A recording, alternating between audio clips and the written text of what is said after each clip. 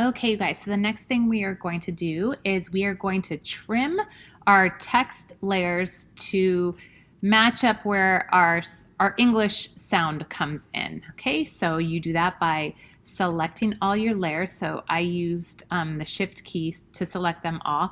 And then I'm going to hold my option key down and do open bracket. And then you'll see that that opens, or that trims them all where those sound waves starts. Okay, so now what I'm going to do is they're all still selected, and I'm going to press my P button. What that P is for position. So that's going to open my position animation area. Okay, I'm going to move, I'm actually going to look down here real quick. I'm going to move my playhead forward a couple frames, and I still have them all selected, and I'm going to click this stopwatch to create a keyframe. Then I'm going to drag my playhead back to the beginning, and then I am going to deselect these by clicking off of them. Right now, one by one, I'm going to just drag these off to the side. So now you'll see if I drag it up this way, it is going to come in from that angle. And so I'm actually going to have these come in this way. Just drag them all off, and then I will have Ellen come off from over here.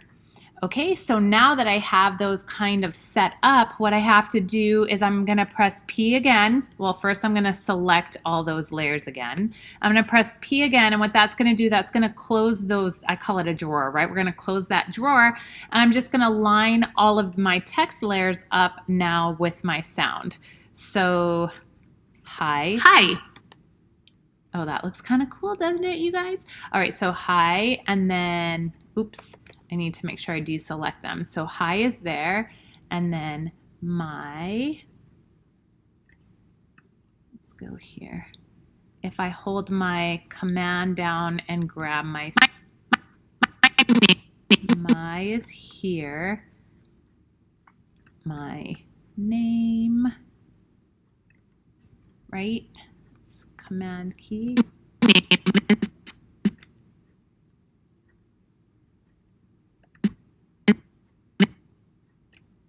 So we're going to go is, and then command. So that big wave is where Ellen is going to come in. Okay, so let's just see what that looks like. Inoa. Hi, my name is Ellen.